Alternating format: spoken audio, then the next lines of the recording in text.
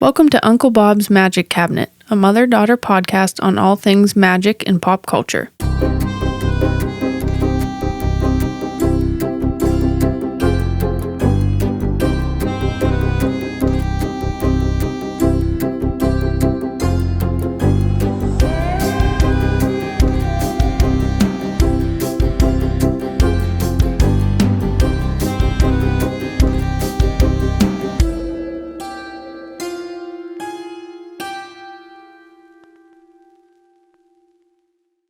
Three, two, one, and we're on. We're on. What's happening, girl? Oh, nothing. What's up, everyone? I'm Leigh, I'm the daughter. I'm Lori, I'm the mom.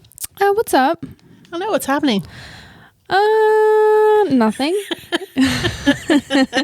It's October. October 1st. October 1st. Yeah. Today is October 1st. 31 days of October. Yeah. We're going to do something fun every day. I know. I noticed that today you painted your nails. I did. I painted a little pumpkin on them. I tried. Is that a cityscape on the one nail? No, it's like an ooze. An ectoplasm, if you will. I'm not going to be able to look at them without thinking that. I thought it was a cityscape. No, it's like goo. God. A cityscape for Halloween? Wow. Look like Gotham City on there. Ew. Gross. Oh, jeez. Well, I attempted to. I thought it looked good. Wow, thanks.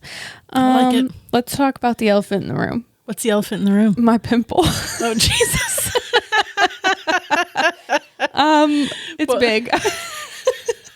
Well, if you're listening, you're not going to see that. No, but I could see you occasionally glance at it. Oh my gosh. I think, no. It's huge. It's like swelling the side of my face. Have you ever had one of those? Does it have a pulse? It has a pulse. It has a heartbeat. And I can like grab it like a softball. It's its own entity. You know that? Was it urban legend? It's an urban legend. Where the spider lays eggs. That's what all I could think about. I'm like, oh my God, dude, is there like... I remember as a kid hearing that and, people saying like, did you hear about the girl that got bit by the spider? And then, how you would go to gym class and they didn't know what to do with you. So that you'd play dodgeball, they're like, and it like swelled up and somebody hit her in the face with a dodgeball and it broke open and all these baby spiders come crawling out. I was like, oh my God. I thought it was real. Oh my God. That's how I feel.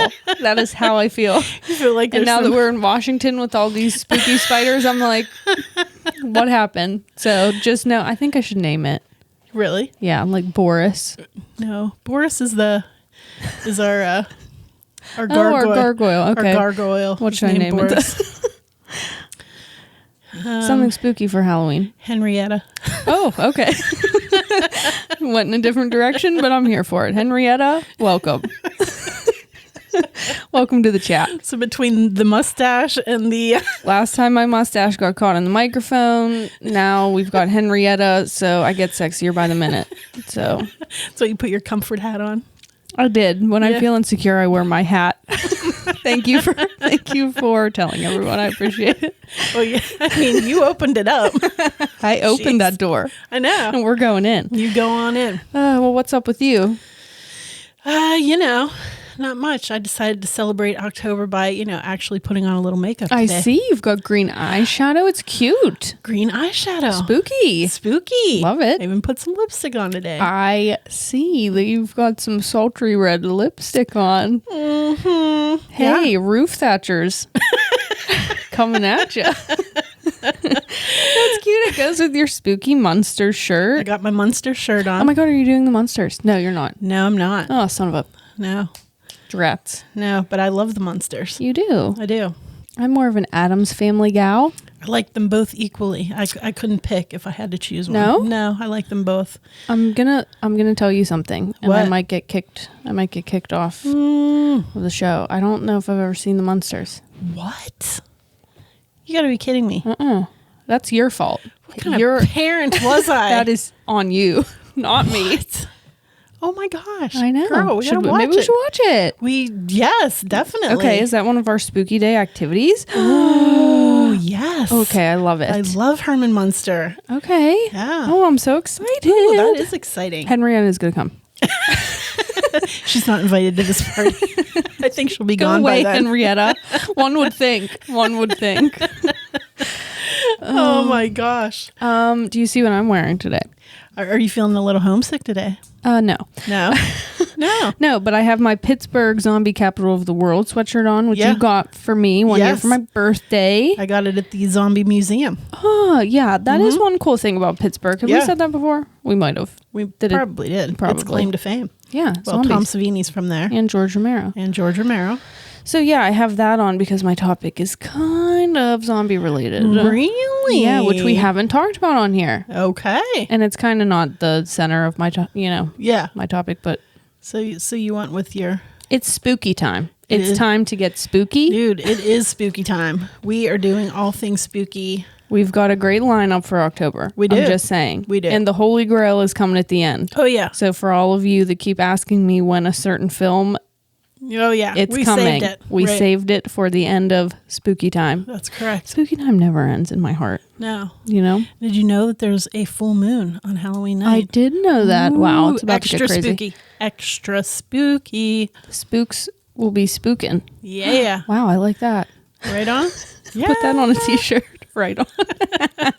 Trademarked. TM. What did I even say? Now I forget. The spooks will be spooked. TM. They'll be spooking.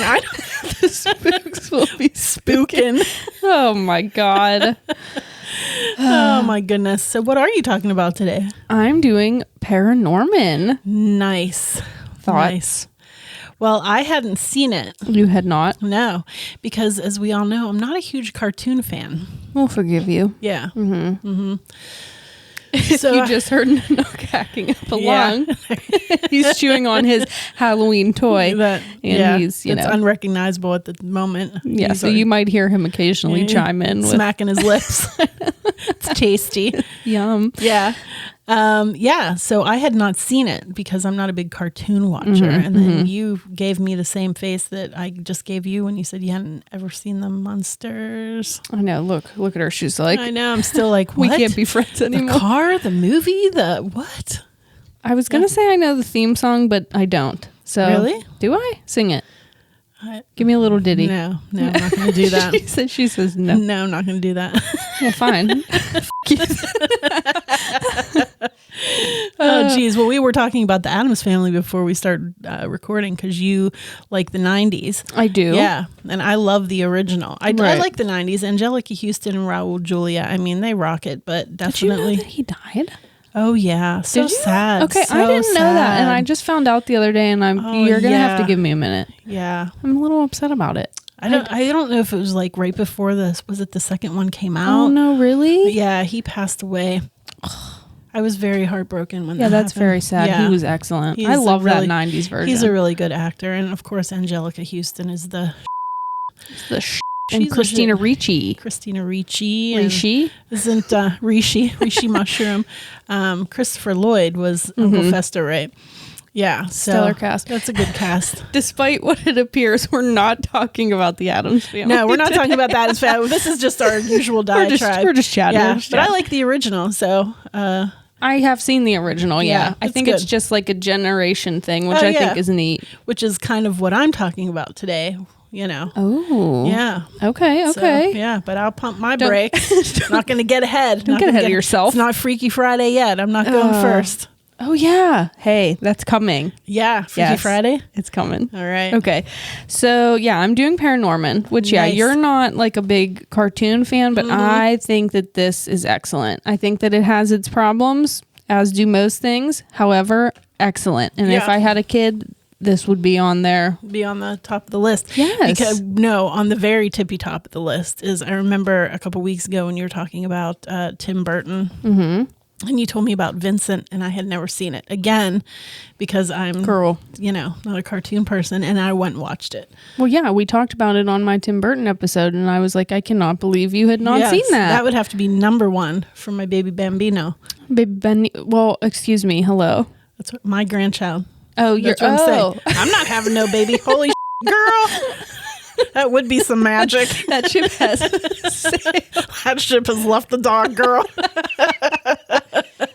Okay, so my child. Okay. Yeah. All right. Vincent. That Okay. was so cute. It was adorable. Adorable. Well, it still is. Yeah, you need to watch it. Yeah, so this would join because it's so cute, and I think it has a lot of good lessons for kids. Yeah. So, if you have children out there, even if you don't, like I enjoy this, and you liked it. I went and watched it when you said that this was on your list. Yes. I was like, I've never seen that. And This one's fun for the whole fam. I love those. I normally talk about really spooky things, Yeah. so now I'm, throwing a little nugget to the youngins. There you go. Nice. Okay, so it is 2012 stop motion animation /horror/comedy. Nice. And right off the bat, I love stop motion animation. I didn't know it was stop motion. It is because Wow. they did such a good job. Wow. They really did. I know. I'm impressed even more. Yeah, I took my little brother to the theater to see this one. Did you really? Yeah. So Wow. I know. That's now cool. I feel old. I don't want to talk about it. Now I feel old. because he's not little anymore. He's driving. No, stop it. He's about to graduate high school. I'm going to cry. All right. Anywho, so it was directed by Chris Butler and Sam Fell. And Jake, get out your fact checking. Tap those fingers. I think it's from the same people that made Coraline. Do you remember Coraline? Yeah, I do. Yeah, but I didn't see that either. But What? I do. No, I didn't. Oh, you would love it. Would I? Yeah. Gosh. It's not my favorite, and I get really irritated because I'm annoying that people think it's a Tim Burton film. Oh, yeah. And it's not. Yeah. So there's I my was little just gem. going to say, I thought that was a Tim Burton film. No, You would have got trying to catch these hands. You would have got the slap. Oh my god. So it's not my favorite, but it's also very cute. Okay, Coraline. so same people. Jake. Well, it's directed by Henry Selick. Oh, so not the same director. So- Beyond that, I couldn't tell you. Oh, what the crap? Okay, never mind. Take So- back everything I just said. You could be completely wrong. I could have sworn. Liar. Son of a gun. All right, just cut, print, and we're done. That's today's episode. Hello, Nanook. I swear I read that somewhere. No. So we can neither confirm nor deny that it was by the same people that did Coraline. Because I swear I read that somewhere, but we're just gonna don't quote me on that. We're just going to keep going. I never said it. I Okay. never said it. The characters are Norman, voiced by Cody Smith McPhee. I like that name. That's fun. How cute. Fun. Neil, who was your favorite? The little friend. Oh my gosh. He looks like the guy from The Sandlot. He does. He does. You're killing me, Smalls. You're killing me. He does. He looks like him. Oh my god, yeah. adorable. He is Cute. voiced by Tucker Albreze. You have fun. You have Courtney, Norman's sister, voiced by Anna Kendrick. You know her? You do. Do I know? Do I? Yes. Is she a close personal friend? She is. She's an acquaintance. I don't know. She was in that singing Pitch Perfect. Then I would not Okay, know. never Why would mind. you ask me if I would know her then? She looks That's not mortified. That girl. Jake just pulled her up. Nope. Yes, you know who that is. Whatever. That's not something I would watch. It's not. Oh my god. Okay, then you have Mitch, Neil's brother, voiced by Casey Affleck. Nanook. Him, I know. Him. We're I know. friends. We're on the same page. We have. That's Ben's brother. My good buddy Ben. I do No. believe you're correct. No. No, we would not be friends. You're like nope. Nope. Rewind. out. Oh my god. You have Alvin, Christopher Mintz plays. Oh boy. Oh, she's hacking him up today. Hey, that was the first one. Then you have Uncle Prendergast. Oh. See, you make me insecure. Uncle Prendergast, voiced by John Goodman. Oh my gosh. Oh Look. my! Jake pulled up Teddy Pendergrass.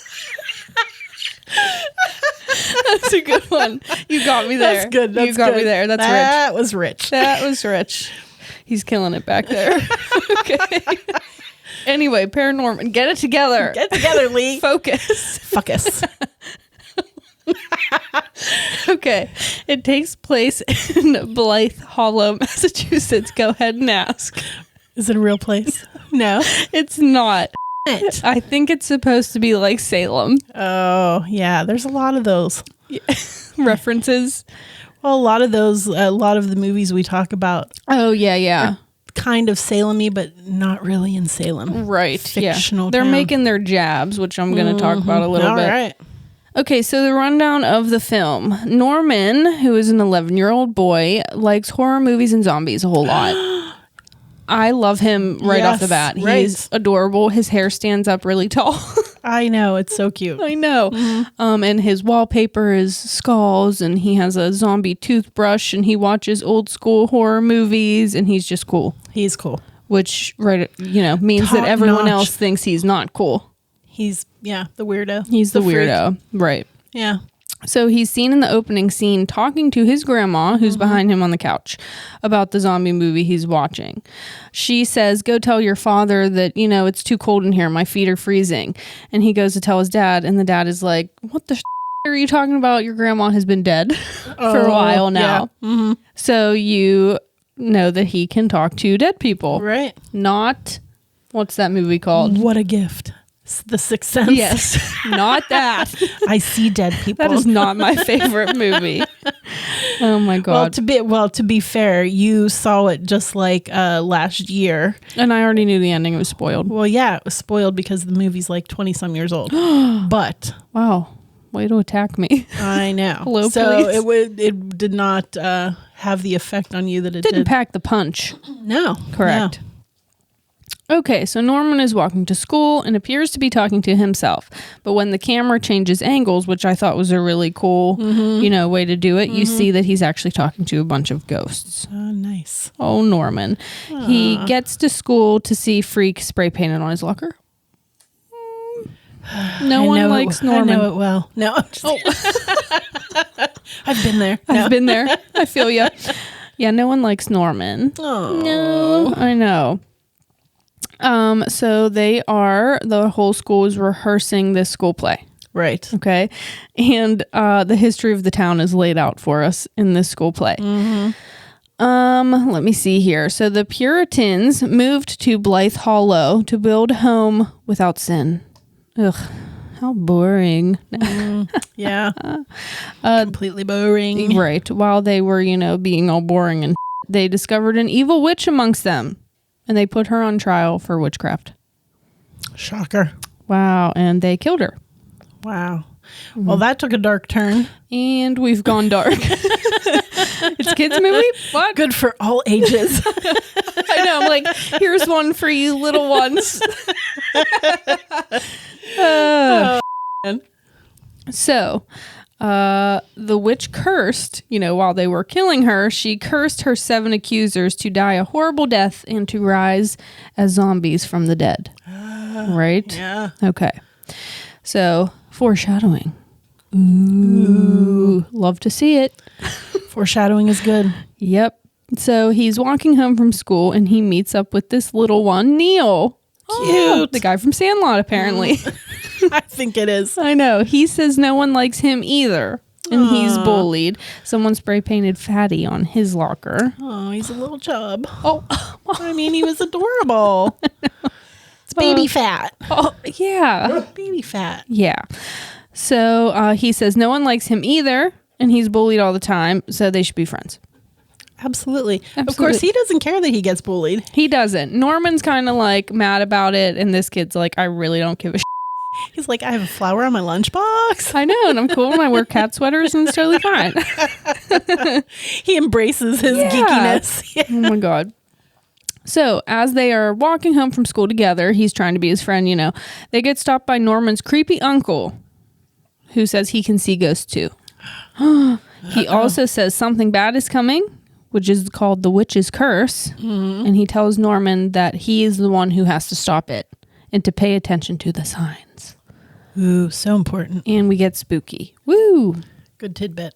Pay attention to the signs. Good Always tidbit. a good lesson. Right? Mm-hmm. Yeah. We talked about that last episode. Yeah, always. Yes.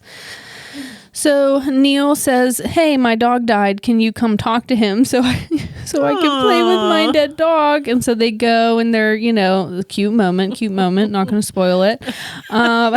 So while they're playing, Neil asks if every dead person becomes a ghost. To which Norman replies, only people who have died in a weird way or sudden way, or people who have stuff left to figure out, which I thought was interesting because that is something they tell you at Lilydale. Unfinished business. Unfinished business, man. It'll get ya. Make sure you work your out. Yeah, right? So does that ever happen for anybody? No, I feel like so. Therefore, everyone's a ghost. Everyone's a ghost. So meanwhile, the uncle dies. Oh, man. Oops. Bummer. Again, kitties, gather around. Maybe the not TV. for you. Okay, let me specify. Maybe like middle school kids. I think they can handle it. You would have watched it as a child. I would have watched it like at 4. So maybe I'm not the person to ask. So he dies with a book in his hands. Okay. So it's the night of the play, and I had to bring this up because in the play they're singing Season of the Witch by Donovan. I know. Wasn't that great? It's so cute. Like, did I write this movie and did I write that play? Oh, that was so awesome. Adorable. So during the play, Norman sees an owl that seems to be a little out of place. It flies around him and he begins to see weird things like stuff catching on fire. And it flashes to him. He like wakes up in a forest, Right. seemingly back in the Puritan days, because there are men hunting for the witch. They're saying like, we know you're here, witch. And they're, and he ends up screaming, the dead are coming, as he wakes up from this vision and the whole town hears him say it. Oh, That's not gonna help his street cred. and popularity just went down even further, boy. Plummet. Ah, darn. We'll get him next time. So the next day at school, norming. Storming norming. Oh, Norman is hiding from the bullies who are picking on him about, saying the dead are coming in the middle of a play. Right. He's hiding in the bathroom and weird stuff starts happening again. And it's actually the dead uncle coming to have a little chat.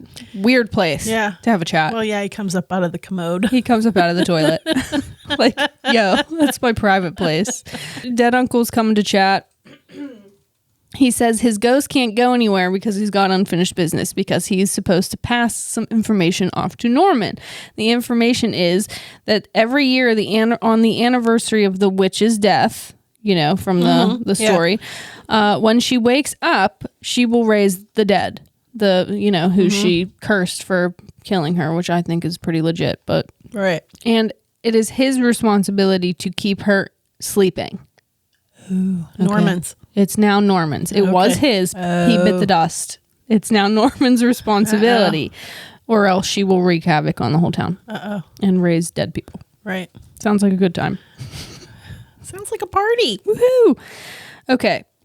In order to keep her asleep, he has to read from this book that, remember I said the uncle died with a book in his hands. He has to go get that book. It's funny. And he has to read from this book at the spot where the witch is buried. Excuse me. Okay. Gotcha. Are you following me? I got you. I am following. Okay. He goes to the uncle's house. It's really funny to get the book out of the dead guy's hands. Wow, is this a kid's movie? I don't know. I'm rethinking. I am starting to rethink. And he's prying, the book out of his hands, and he finds out that it's actually a book of fairy tales, which he thinks is weird because he thinks it's going to be like this. I don't know. Yeah. Book of the Dead. Yes. Yes. Okay, so he finds the burial ground of the 7 accusers, and he assumes that the witch is also buried there, and he starts to read the fairy tale. Incorrect. You got it wrong, buddy. It was lackluster. Nothing happened. Nothing happened. He's like, what the So, the high school bully that bullies him all the time comes to start with him. And because why not? Why not? Great what place. What else does he have to do? Nothing. So in the middle of him being the witch wakes up because he didn't read the story, and she raises the 7 dead people. And they're zombies. And they're zombies. Whoops. So the zombies are seemingly terrorizing the town, but and long story short, they're actually not. They're just trying to talk to the townspeople, and it's actually the town who is terrorizing the zombies because they're different and they're scared. Okay, so the town is going crazy with like guns and pitchforks, and there's actually some social commentary if you pay attention. Oh, really? Are you going to get through that? I'm not going to, because I don't, want to make it all about that, because I do think that it should just be taken as kind of like a cute film. But I do think that they are, like trying to get a message, like the zombies coming at someone, and the townsperson is just standing there, and she's like, just pulls a gun out of her back pocket, and she's like, I gotta kill him. Like, it just so right. I do think I personally took it as, Yeah, I gotcha. You catching what I'm throwing? I gotcha. All right. So in reality, the townspeople are the ones that are, being the terrorizers. Yes. Yeah. So after Norman makes a big long speech about that, and I don't want to spoil it because it's super cute, he goes to talk to Agatha. Who is the witch? We find out that her name is Agatha Prendergast. So obviously he is like a descendant, right? Because his uncle's name. Right? Correct. Yes. Okay. Oh, I'm getting it now. They never say it. But all right. Look how smart I am. I'm connecting the dots. Connecting those dots. I'm sharp. I caught it. Oh my God. Agatha is obviously mad, right? Because so we find out that she's just a little girl. Oh, yeah. She's like an 11-year-old girl who can also, or could also, talk to dead people. So she's just like Norman. And they were scared of her. So they put her on trial and they killed her. And she was a kid. Right. Not cool to do to anybody. No. Definitely not cool to do to a kid. I'd definitely be rethinking if this is a child's movie. I mean, when you're watching it, though, it is, It seemed like a kid's movie. But it does. But as you're explaining it, I'm like... You're like, now hold up. Yeah. I think that it's hitting on some themes that are very, serious. So obviously that's devastating. And obviously she's pissed off because what the hell? She was murdered. Not cool. Right. He talks her down. Because she was different. Because they were scared of her powers. And that was kind of her curse. Because now the zombies. That was her curse, is so that they would have to live a life.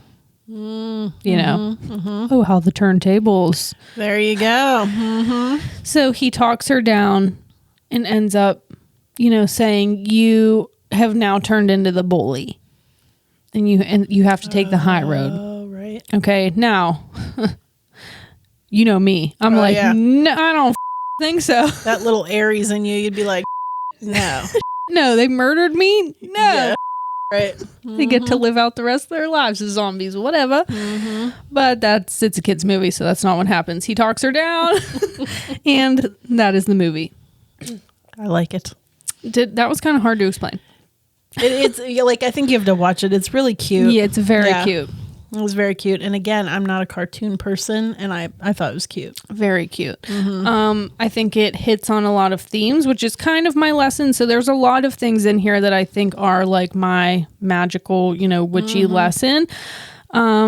So children being more open to ghosts and spiritual communication, I think is why I always liked this movie. Right. Because when I was little, that's definitely something that happened. Like I've seen my grandfather a ton of times. So when the opening scene, he sees his grandma. Yeah. I'm like, oh my God, like that's so cute. Yeah. And I think that's why if you have a kid and you want to maybe have these conversations and or maybe, you're finding that your child might have the gift. Right. Well, here's the thing is like, I think children are born. They're born open. Right. All of them do. Yeah. Everybody does. That's why they see fairies and they see elves and they see like the mythical creatures because they're open. They're not closed off. Correct. And as we grow, society teaches you to be closed off. Right. So yeah, I like that. I think this would be a good movie to like, maybe give them a character they could relate to or maybe open the door for conversations of this kind of stuff. Keep those channels open. Yeah. So I love Norman. I think he's a great character. Yeah. I do have written here, why are we blaming Agatha and telling her she needs to calm down when people literally murdered her? LOL. Why don't we go to the people that murdered her and be like, what the is up with that? Yeah. But they realized. They did. Yeah. Not enough for my liking, but again, not enough for me. I'm annoying. So whatever.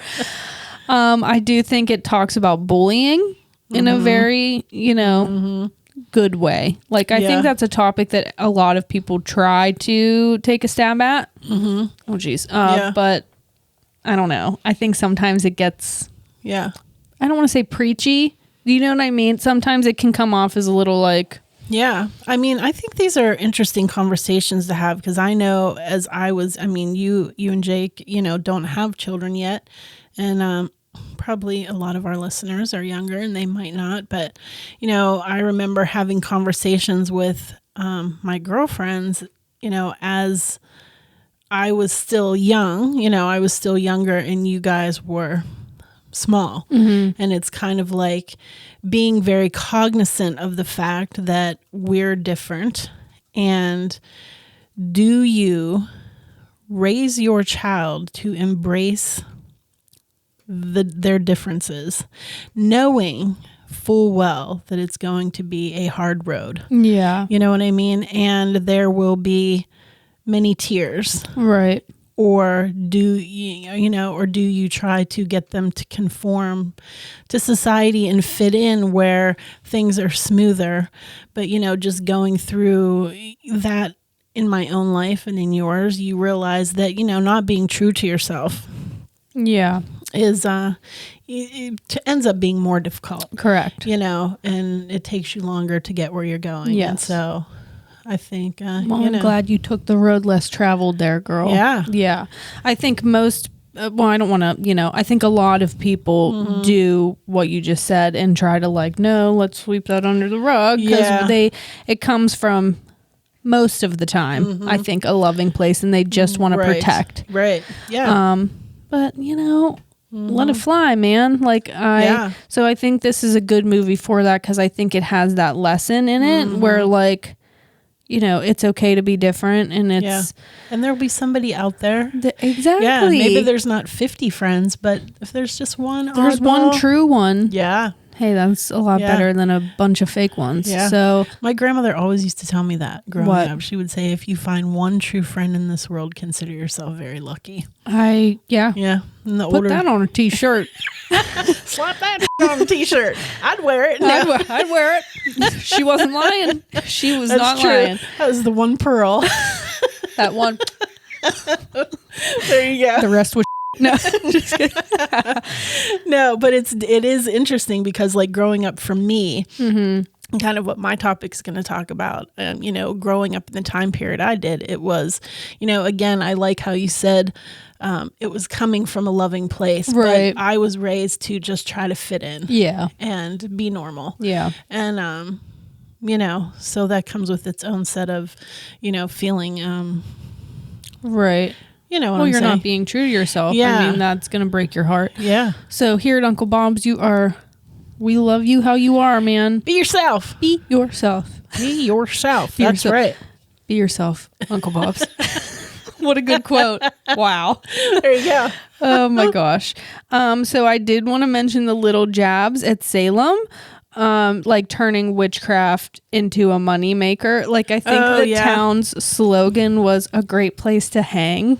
And they literally showed a witch hanging. Oh my gosh. So I think that it is interesting because we've been to Salem and hey, I loved it. I think there were a lot of beautiful things about it. But to deny that it was a little bit touristy, man. Touristy. Yeah. And I mean, it's a town trying to survive. Totally get it. Absolutely. But I liked that they kind of addressed that. Here you are using this kind of, and I'm not pointing directly at Salem. I'm just, the world in general kind of has the tendency to use these horrible things. Let's capitalize. And let's make some money off of it. Right. It's the American way. No, So I liked that. And again, a kid's not going to notice that. But for the adults, that there is some social commentary in there. Yeah. Yeah, I don't know if we could talk about this, but I mean, I guess we can. One of the things that brings to my mind is I was online and there was a company that was selling, it was right after Charlie Manson died, and they were selling pajamas and t-shirts and stuff with his face on it, and I just thought, wow, it's tacky. Like, I would not wear that.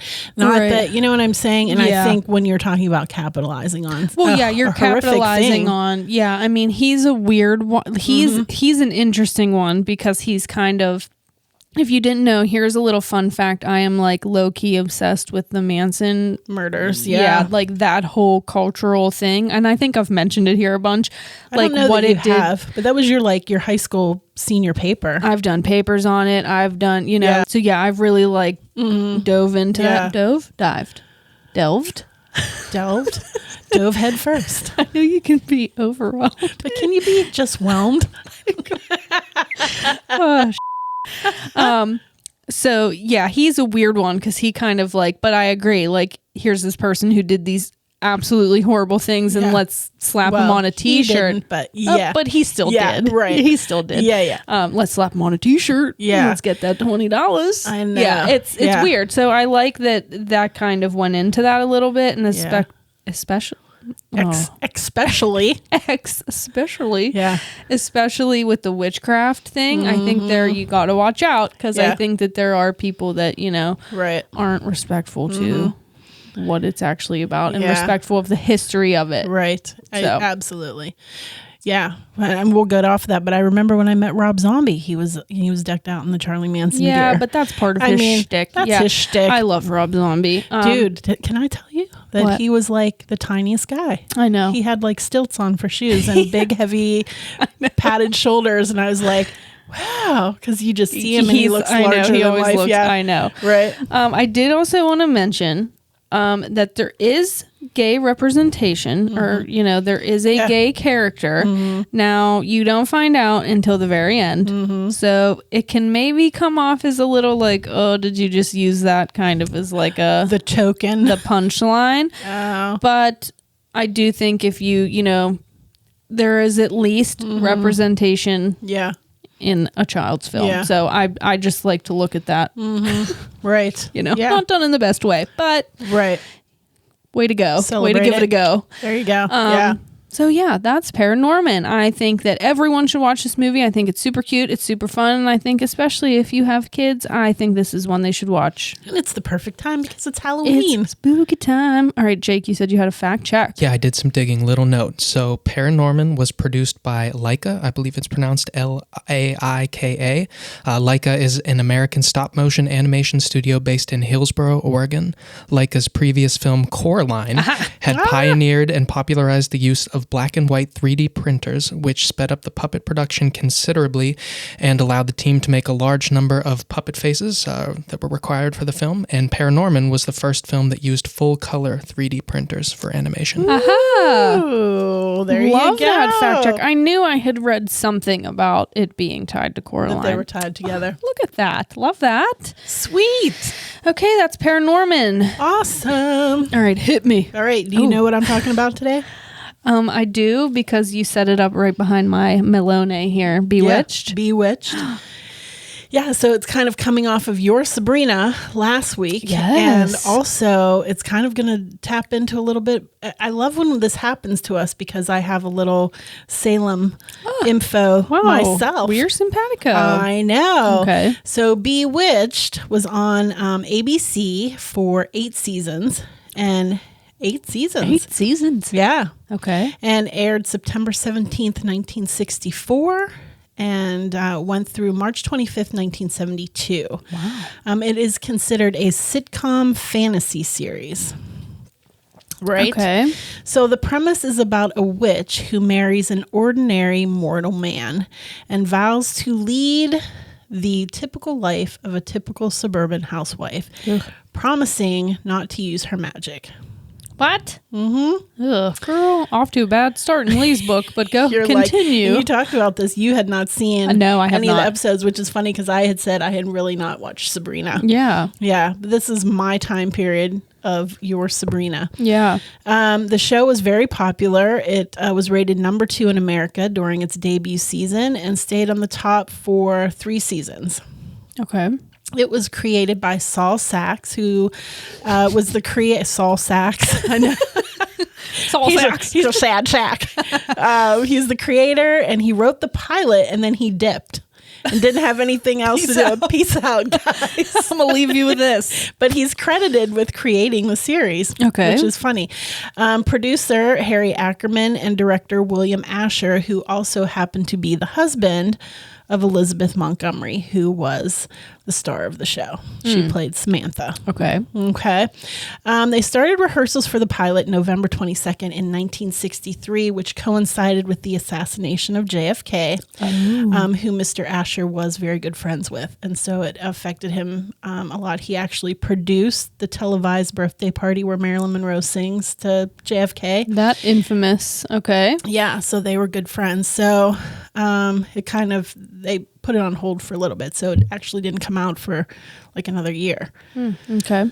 It was filmed in black and white from 64 to 66, and then 66 to 72 was all in color. Let there be light. Right. And I just wanted to mention, once it came into color, you would see, this is your color theory that you like to be at play, that throughout the series, you're going to see the color green used quite often. But in, because witches, green, right. That whole thing. Gotcha. So I got my green eyeshadow on tonight. Winifred Sanderson, I'm there. So it starred Elizabeth Montgomery as Samantha and Dick York as Darren. He was an ad executive, but he was only in seasons 1 through 5. We're going to go into that. Okay. I'm with you. Some of the side characters were the most hilarious. And this is what I remember most about this show, is the side people. Really? Like the side characters. Hilarious. So Agnes Moorehead plays Endora, and she's probably the feminist, okay. That's where your feminism is going to come in. Love it. David White plays Larry Tate, who happens to be his boss. Harry Tate? No, Larry. Sorry. Oh, instead of Harry Tate. Good one. Thank you. Alice Pierce plays Gladys Kravitz from 64 to 66. She's hilarious. She's like the nosy neighbor that likes to poke into everybody's business. And so she always catches Samantha using her witchcraft. Okay. And then when she goes to expose her, they've like changed it all back, and she looks like a complete, crazy person. And her husband, is like, what the heck? Here's your medicine. Cheese is off the cracker. Yeah, exactly. Gotcha. Marion Lorne plays Aunt Clara, who's like, I love that character. Okay. From 64 to 68. She was hilarious. She was like this old bumbling witch that could never get like the spells right and stuff. And then Mr. Paul Lynde plays Uncle Arthur. And I don't know if you remember Paul Lynde. He played from 65 to 71. He was a hilarious comedian. And he actually... Who is he? Was he in something else? The Hollywood Squares, I remember, is like one of the things he was like most famous for. He always had like a permanent square in the Hollywood Squares. You probably don't even remember that show. I remember it, but I don't remake it or they something did. Like with newer people. Then yeah. So when I was younger, it was like that was what you watched, the Hollywood Squares, and Paul Lynde always had his own square. It was, it was pretty funny. Way to go, Paul. He was hilarious though. Yeah. Okay. So the humor starts coming in is obviously she can't refrain from using her witchcraft. Duh. And so against her husband's wishes, she usually ends up she usually ends up, performing some sort of magic, and it's usually, gets herself into trouble. And it's usually, he's at the center of it somehow. Got it. But her magical family disapproves of the mixed marriage of her being a witch and him being a mortal. And they frequently interfere with the couple. Oh, wow. Okay. Yeah. So the episodes often begin with Darren becoming the victim of a spell. The effect is, wreaks havoc on the mortals. And they don't like to show their magic to the mortals because they want to keep their witchcraft a secret. So he's usually the only one that knows what's happening. Gotcha. And when they first get married, he does not know she's a witch. And then she tells him. Oh, okay. I'm with you. They live on Morning Glory Circle, which is where most of the episodes take place, or at his advertising agency that he works in. This house was actually built on the Columbia lot, and they've used it for years and years and years in a lot of movies. And probably you would know. The only one that you would probably know is when in Christmas Vacation, when Chevy Chase is watching the home movies. Oh yeah, It's the Bewitched house. Isn't that cute? Adorable. So, creator Saul Sachs admits that his inspiration for this series was the movie I Married a Witch, 1942, and 1958's Bell, Book, and Candle. So, we know you love of that one. Yes, both of those are on my list to do. It's interesting because in the first couple seasons of the series, the witchcraft is implied, but it kind of takes a sideline. Like they don't focus heavily on the witchcraft. As the series moves forward, they try to get more hokey. It's called Bewitched. With the witchcraft. Okay. Yeah, but they kind of try to hide it and make it subtle in the beginning. And then ABC says, hey, we want more, but then it's kind of hokey and there's no historical accuracy there. She's the one that twitches her nose. She twitches her nose, and that is actually her. She came up with that. Oh, cute. And that was her actually, her nose twitch. Okay. So, when you see the beginning of the film, like the cute little jingle and the cartoon, that was created by Hanna-Barbera. Yeah. Yeah. And they actually, their cartoon selves made an appearance in the Flintstones because Hanna-Barbera did the Flintstones, the Jetsons, and the one cartoon that I love. There's only one cartoon growing up as a kid that I loved, and that was Scooby-Doo. So, which then, of course, Matthew Lillard starred in Scooby-Doo. And he's in. We've brought it around again. Matthew Lillard fan club up top. Whoop. So after season 5, there's a turning point in the series. Okay. Dick York was replaced by Dick Sargent. Sergeant both Dick. named Dick. It's a popular name, apparently. Yeah. So before Dick York starred in Bewitched, he was doing a movie and he got seriously injured. And so he continued to have these terrible back issues and it actually caught up with him. And so at half of season 5, there were a lot of episodes that he wasn't even in because he collapsed and had to be rushed to the hospital. They had to build special furniture for him on the set, and the cast and crew would have to help him around. That's how much pain he was in. Well, now I feel bad for making fun of his name. I know. And so then he was replaced, and the show, dropped a lot. Go on. Mm-hmm. Okay. Elizabeth Montgomery actually was ready to move on at that time. She says, hey, this is, season 5, the end of my contract. I'm ready to move on and do some other things. And ABC was so desperate to keep her on that they offered her part ownership in the Bewitched series. Oh. And so that show has been in syndication since it went off the air. And it made her millions of dollars. Oh, get that money, honey. Yeah. So it made her a ton of money. Awesome.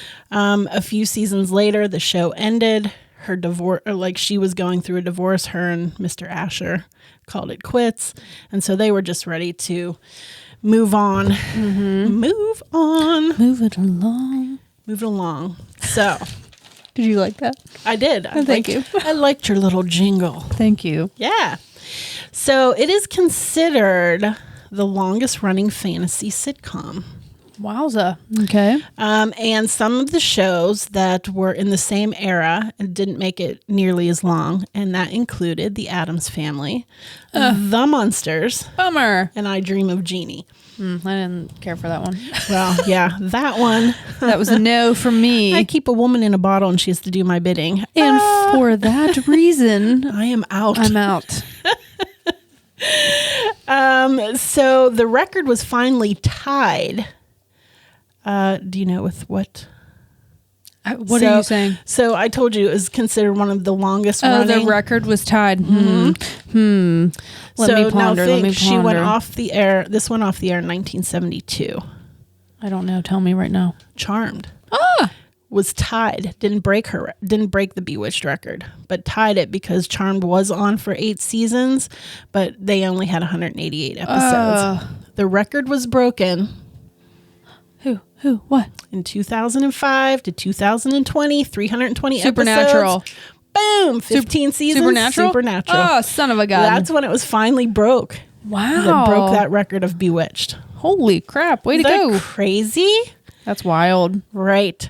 So this is just a fun show. I mean, did I watch it a ton? Did I watch it like I watched The Addams Family and The Munsters? No. It was funny, but kind of lighthearted, good for a chuckle. But you know, there's issues with it, I feel, on the feminist front. I would like you to tell me about it. So here's my lesson. Okay. The feminism of Bewitched, Oh, right? yikes. Okay. So when Bewitched began airing in 1964, the feminine mystique was still a new book. So we know that book, right? We sure do, yes. That's Miss Betty Friedan. The woman as the happy suburban homemaker was an idea featured prominently on television at the time. So despite the real dissatisfaction that real women were feeling in that role, TV was still portraying them as, you know, the Donna Reed. Yeah, because it was a man's world. It's a man's world. Notice I said was. Sorry, go ahead. Continue. The feminism of Bewitched shows in this house that the woman has the power. But she can't use it. Right. Ugh. But they're at least they're tempting you. So if you look at what came before her was Dangling a like carrot. Donna Reed. Right. You know what I'm saying? Little better. Where it's kind of like, I'm just so happy to be washing windows today. Oh my God, here's the pies Wow, that I great. made. Here's the pies. Do you like my dress? Do you like my dress? Here's my pearls. I got my hair done. I made a 10-course meal for you. Are we being Probably. So, but that's what women had to watch at the time. So with her coming on, it was kind of like, yeah, you're still going to be submissive, but you're pushing the button a little bit. And so it's kind of like, it's people either love this or they hate it. Like they think, yeah, it kind of was like, you know, testing the waters, but other people are like, no, like, does it hold up to the test of time? No. Absolutely not. But Betty Friedan actually wrote an article about television and the feminine mystique. Okay. And she stated that, you know, the women that were, portrayed as like household drudges and that they were stupid and not intelligent. And so she thought the character of Endora used a lot of her verbiage, you know, and Friedan like words to continually criticize the boring drudgery of the housewife life. So for the time, it was like a fresh take. You know what I mean? And hey, I just want to interject real quick, because I know that this is like sometimes touchy. Yeah. If you want to be a housewife. Absolutely. Notice what I just said. Yes. If you want. Absolutely. We're not saying anything about that. Oh, no. We're saying the opposite. We're talking about like... Correct. Yes. So I'm not sure. I mean, I know you know Betty Friedan because I do, yeah. we had the feminine mystique. You were quite young, but... You were an awesome mom. She wrote that book in 1963. Yeah. And she was a feminist and a writer and an activist. And so she was one of the leading figures in the women's rights movement. Right. So, you know, they're just comparing... one right? Just a right? Just a right. You said the woman's right. I said the rights. You said the rights and the lefts. Jake, the feminine mesquite. Oh my God. Jake is being funny. Jake pulled up a picture. It was in a barbecue sauce. It's called the feminine mesquite. That's f***ed up. Okay. Oh, that's hilarious. Oh my gosh. So Elizabeth Montgomery herself was a lifelong supporter of women's rights. She was like very liberal, and she said that that Bewitched was on while the women's movement was developing in the United States, like while it was like reaching an apex. And throughout the years the show was on the air, she said that Bewitched revealed a hint of feminism. She stated that the show was about people not being allowed to be who they really are, and it's about repression in general and all of the frustration and trouble that it can cause. So while subtly addressing the political climate of the time. So it wasn't like blatant, you know what I mean? Mm-hmm. But how well does it hold up? I mean, it doesn't hold up well by today's standards. But you have to put yourself in that time period. Right. Because what they're saying is by today's standards, and this is why people will say, like, why is this show so long running? And why are people still looking at it as this feminist, movement? Mm-hmm. It was one of the first TV shows to be considered feminist. Really? One that showcases a wife who clearly has more power than her husband. But it just reinforces the idea that even capable women should curb their power to suit men and survive in their world. The Stephens marriage feels like an analogy for patriarchal American society in which women are forced to find palatable ways to assert themselves but check the power. She actually is not evolving but devolving, moving away from freedom in favor of her husband and gender norms. Well, so that's the argument. Okay. Whereas a lot of people are saying, it was a great introduction into for the time into feminism, but when you look at it with a microscope, it doesn't hold up and would not fly today, Well, that's hard because you do, as hard as it is to like think about any issue like this, like I can't believe it was ever, not that it's still bad, but you can't believe that it, that was what was considered feminist in that time. Right. I understand how that could be hard to look at that and be like, what the right. But, you do really have to try to put yourself in the time period, as messed up as that is. Right. Now, could they have done better? I mean, really considering, it was written, directed, and, produced by all men. Well, so no women had their hand in it. Which is why Sabrina, right, like I talked about last week, was important. Exactly. Yeah, so we talked about this and how on here we have the tendency to always mention like feminism. Yeah. We can't, when you're talking about witchcraft, I feel like they're so intertwined. I really do. So, to be a feminist is also to embrace that power, that witchy power, and that freedom, and Yeah. So we hope you don't mind, but it's gonna come up. Oh, absolutely. So just to end, Bewitched. So we were in Salem. We visited Salem, and right in the center of town is a big statue of Bewitched. Yeah. Is Elizabeth Montgomery astride a broom in front of a crescent moon. Yes. So it's a big 6-foot bronze statue that was unveiled by TV Land, who does all the reruns. Yeah, so they paid for it. Okay, and they erected it there in 2000. Dirty. Erect. Okay. In 2005. Oh, really? Yeah. Okay. So even though it matches the theme of the town, it's kind of yeah, it's also it's weird. So it matches the theme of the town, and they said that the reason that they put the statue there was because in 1970, when there was a fire on the set of the house, they actually went and did some filming in Salem for Bewitched, and they used a lot of the landmarks in Salem. So that's why they put the statue there. But kind of coming off of what you were saying about Paranorman, a lot of the residents were not happy that they put that statue there. Really? Yeah. So basically, this is what they had to say about it. It ended up being a great addition for the city, and it rose tourism and brought people in to spend the dollars. But residents said that they felt it abused the memory of those who were persecuted during the Salem witch trials. They went to their deaths knowing that if they confessed to witchcraft, their lives would be spared, and they chose to hang.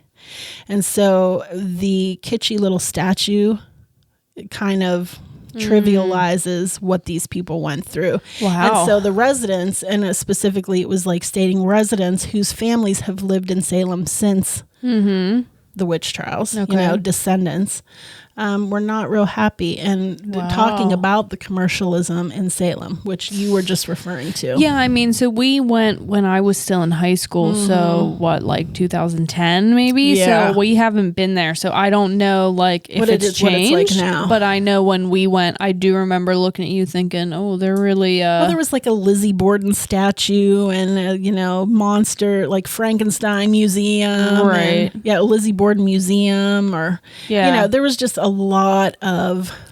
I mean, they're trying to get their buck. Right. Yeah. Right. Yeah. So, that's interesting. That weird because we didn't even try to do that. We do that all the time. We do. I mean, that's interesting. I've never felt inclined to watch it because I kind of figured, and I know I can be a little like, annoying but you're a with different that. generation. You know what I mean? Yeah.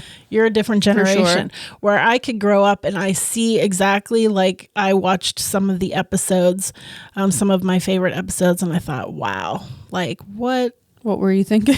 That would not, like things that you loved as a kid. Yeah. I was thinking of like, HR Puff and stuff like that. And it's like to then go back and watch and you're like, what in the world was I thinking? Or why was that so great? But it was great for its time. Yeah. And it was pushing boundaries ever so and I slightly. think that's okay. Yeah. To say that. Yeah. In my absolutely. opinion. Like, now, if someone came out with this now, it would be like, you have to learn to cook and clean and you have to learn to take care of the house, which is fine, but don't embrace your power. I don't want to see that. I mean, obviously it wasn't okay ever. Right. But you know what I'm saying. Absolutely. Like, I just, so I'm glad you talked about that. I think that's important because I know a lot of people requested this one. Yeah. I mean, again, the mom in Dora, hilarious. Like she takes no and she like gets no jab. She never calls him by his name, Darren. She calls him Darwin or what's his name, or because she doesn't like him. She thinks that her daughter has married, beneath her station. Like, why would you want to marry a mortal man? You know? Right. And so she's always trying to, Interesting. Yeah. All right. It's interesting. She's hilarious, and Aunt Clara I absolutely love. So. Well, I think that's and that's the other part we talked about. The character change. And then so Aunt Clara passed away and the nosy neighbor Gladys Kravitz passed away like 3 or 4 seasons in. And so they replaced these people. There were a lot of casting changes during, and so they brought in the other Darren, but they never addressed it. Oh, like I hate when they do it's that. A show about witchcraft. You could have said, "Hey, we changed his appearance for you." Like you could have made something up, but they didn't. They just said, "Hey, you should know that this is a." I hate when people do that. These are actors playing a character. You should just roll with it. But it definitely affects. They did that in Halloween Town. I think 3 or 4. Yeah, you just like change up a character and don't explain anything. It's weird. Unacceptable. No way. Oh boy. Well, that was excellent. Yeah. I liked both of those. Those were good. I mean, guys, it's spooky time. We've said it, and I'll continue to say it. So yeah. Exciting. You ready to get spookier next week? I am. We're going pretty spooky. We are.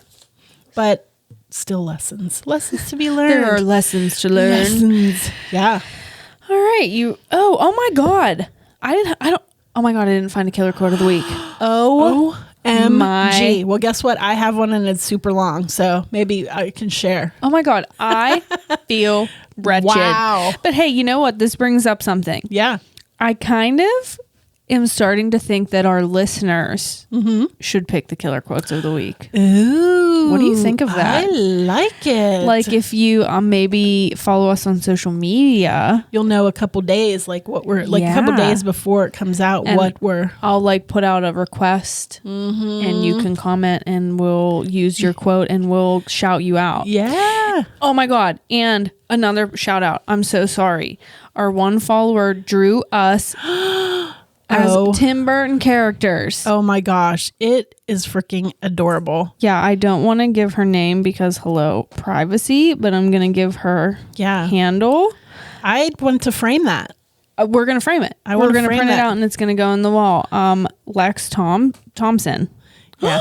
And we love her. We talk all the time. Yeah. And I love what she just did with her Uncle Bob's shirt. I know. Yeah. Oh, she bleached it. She tie-dyed it. Yeah. So anyway, follow us on social media and you're going to start picking the killer quotes of the week and we'll shout out your handle. And that's why I didn't pick a quote. Well, you saved yourself from that. So I could do that. All right. Well, I have one. Okay. Give it to me. Yeah. Da-na-na-na, da-na-na-na. Da-na-na-na, da-na-na-na. All right, so mine is we are Quicksilver, a fleeting shadow, a distant sound. Our home has no boundaries beyond which we cannot see. We live in music, in a flash of color. We live on the wind and in the sparkle of a star. And Dora. Oh, that's pretty. Mm-hmm. Yeah, see, I already like her. Oh, yeah, she's the... Oh, fun. That was a good one. Yeah. See, I was just making room for that. I know, because it was super long, but I was like, I have to use it because was it's beautiful. awesome. Yeah. All right, guys. We hope you like that one. We hope you're getting spooky out there for October. Yeah. And if you want to have your killer quote of the week read, follow us on Instagram specifically, and we'll get it popping. Get it popping. We're going to make zombie cookies. Yeah. Yeah. Yeah. All right. We'll talk to you next week. All right. TTFN. Cut, print, check the gate. Moving on.